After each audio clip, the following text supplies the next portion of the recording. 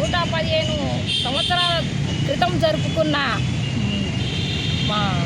మార్చి 8 పోరాట దినాన్ని, ఆ పోరాటం యొక్క స్ఫూర్తిని ఈరోజు ప్రభుత్వాలు, కేంద్ర రాష్ట్ర ప్రభుత్వాలు వమ్ము చేస్తున్నాయి.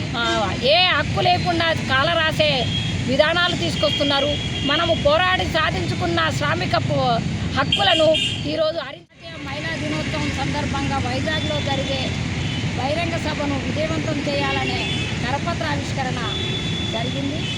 ఈనాటికి సమాజంలో స్త్రీ పట్ల చులకన భావం అనేది లేదు అనడానికి అసలు లేదు, ఇంకా ఉంది అని చెప్పచ్చు.